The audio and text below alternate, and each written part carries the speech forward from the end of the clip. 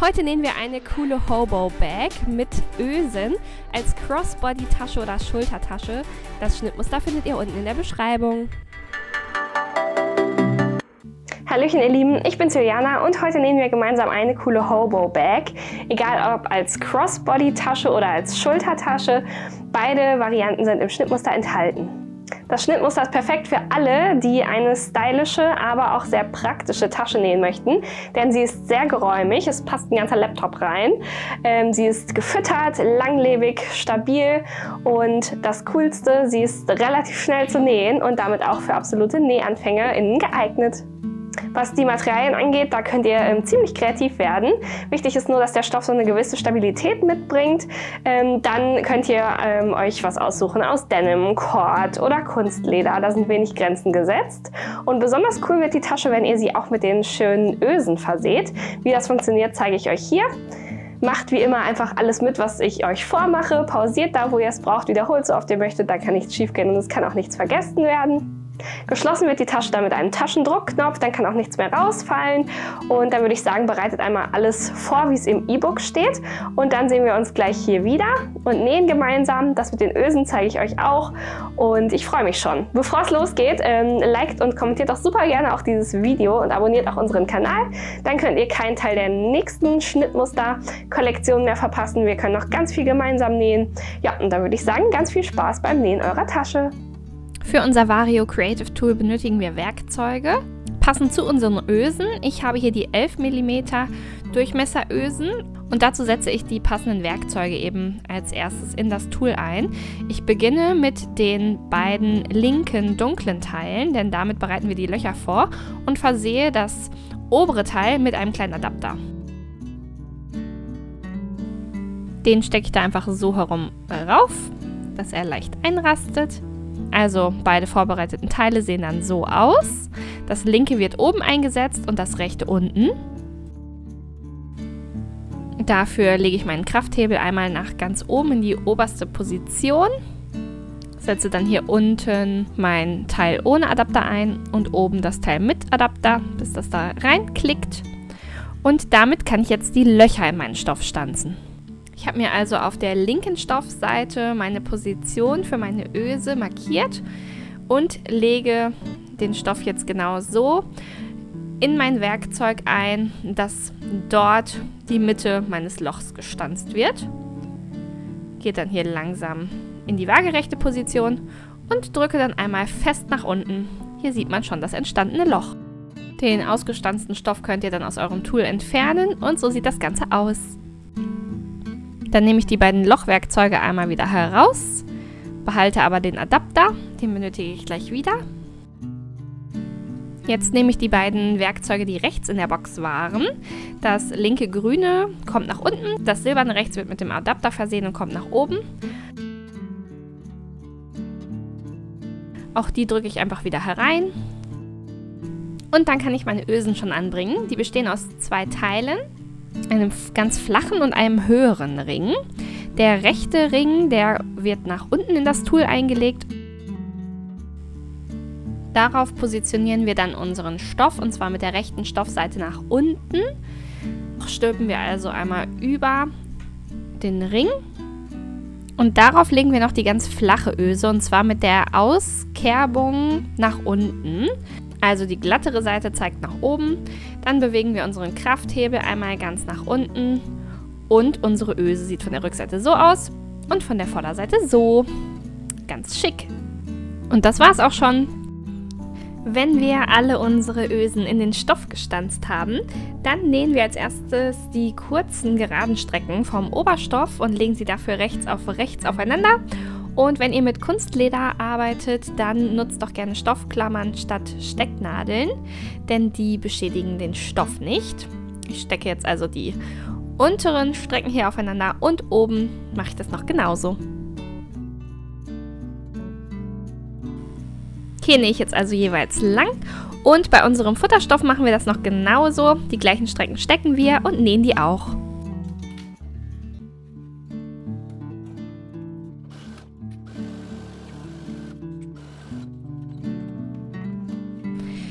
Wenn ich also beide Seiten geschlossen habe, dann wiederhole ich das auch noch bei meinem Futterstoff.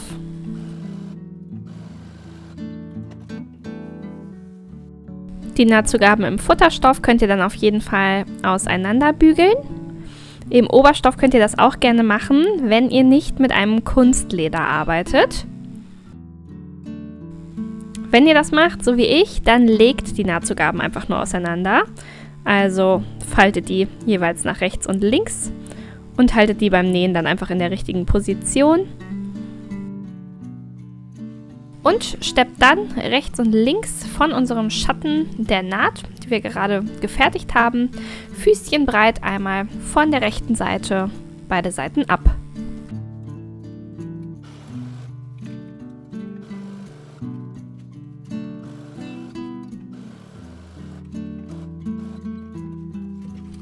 Dann also noch von der anderen Seite.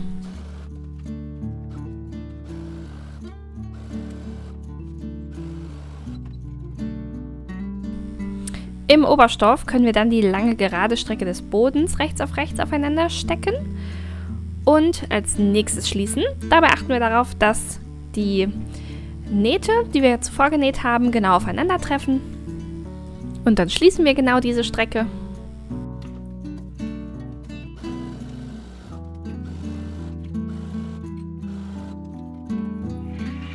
Im Futterstoff wiederholen wir das, also auch hier liegt es rechts auf rechts aufeinander, aber wir lassen in der Mitte eine Wendeöffnung von so 10-15 cm. Die Strecken daneben können wir aber schließen.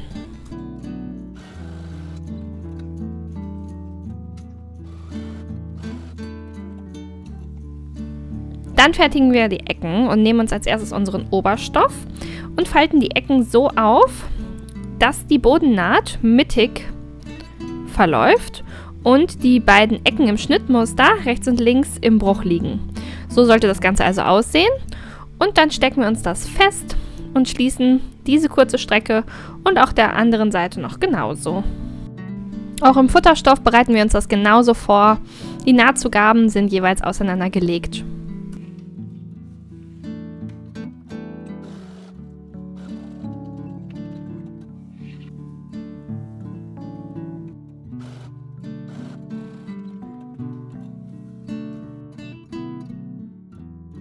Als nächstes können wir unsere Oberstofftasche und die Futterstofftasche verbinden.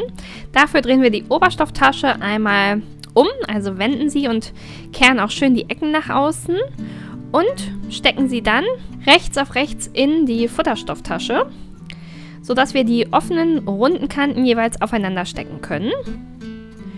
Die Mittelnähte liegen genau aufeinander.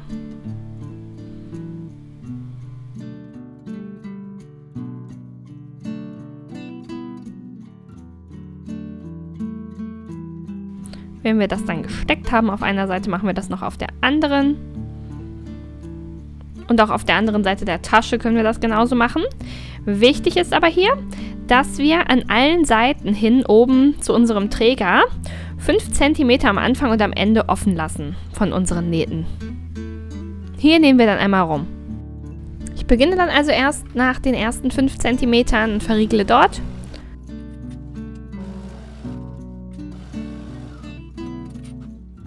Wenn ich über die Mittelnaht nähe, gucke ich nochmal, dass die Nahtzugaben immer noch schön auseinander liegen. Und am Ende lasse ich auch 5 cm offen.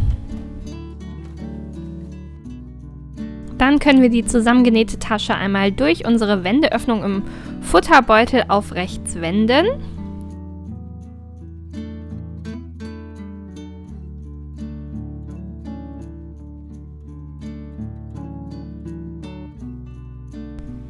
Und die kurzen offenen Strecken am Ende unserer Träger stecken wir rechts auf rechts aufeinander. Also einmal die beiden Lagen vom Oberstoff. Achtet dabei darauf, dass die Stoffe nicht verdreht sind. Und dann auch noch beide Lagen vom Futterstoff. Auch die kommen rechts auf rechts aufeinander. Diese beiden gesteckten Strecken möchten wir also jetzt schließen und fertigen dafür 2 Nähte an.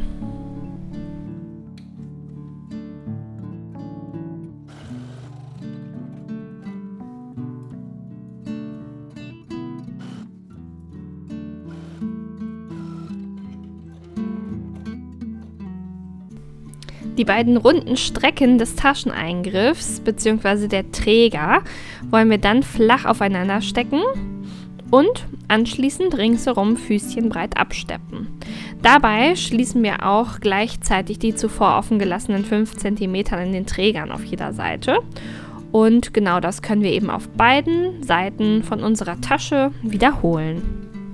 Ich fange einfach ganz oben an zu nähen und da habe ich ja meine Nahtzugabe, die eben noch bei dieser Öffnung offen war, 1 cm jeweils nach innen geklappt und einfach aufeinander gesteckt. Mit der Naht wird dann diese Öffnung geschlossen.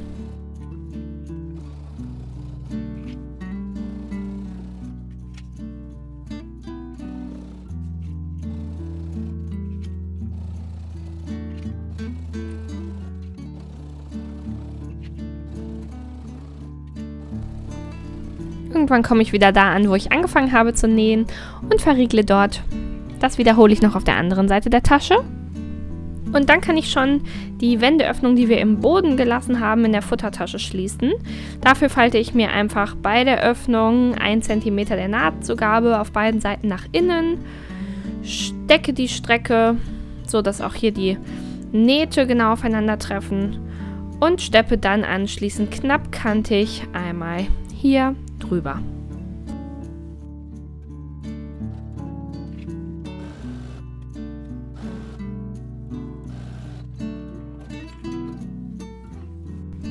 Dann wollen wir nur noch die Taschendruckknöpfe jeweils mit Handstichen auf die Mittelnaht in der Futtertasche nähen. Dabei nähen wir nicht bis durch den Oberstoff hindurch, sondern bleiben wirklich in der Futtertasche, positionieren die so, dass sie genau aufeinandertreffen, ja, und nähen die dann einmal fest. Ja, ich finde, die Tasche macht einfach mega viel Spaß zu nähen. Natürlich besonders mit euch. Also falls ihr gerade mitnäht, dann erzählt mir doch in den Kommentaren, wie es gerade so läuft. Und ich würde mich auch riesig freuen, wenn ihr eure Hobo-Bag auf Instagram teilt und uns dabei markiert. Und kleiner Reminder, gebt dem Video doch super gerne einen Daumen hoch und abonniert auch unseren Kanal, denn damit unterstützt ihr uns sehr und es gibt noch viele weitere Tutorials in Zukunft. Dann sind die Knöpfe angenäht. Wir können die Tasche schließen. Und es bleibt mir nur noch zu sagen, herzlichen Glückwunsch, du bist fertig. Viel Spaß beim Tragen. So, die Tasche ist fertig und mich würde total interessieren, ob du dich für die Crossbody-Variante oder die Schulter-Variante entschieden hast und ob du auch Ösen eingestanzt hast oder ob du sie eher schlicht gelassen hast. Teilt auch voll gerne eure Resultate mit uns auf Social Media und markiert uns, da freuen wir uns immer riesig. Ja, dann würde ich sagen, als nächstes Nähprojekt dazu passen würde beispielsweise das Oversize-T-Shirt-Schnittmuster. Das ist auch nicht schwer zu nähen, aber hat so einen ähnlich lässigen, casualigen Vibe und genau, kann ich einfach empfehlen dazu. Also, ich hoffe, es hat euch heute ganz viel Spaß gemacht. Mir auf jeden Fall und ich freue mich aufs nächste Mal. Fühlt euch gedrückt.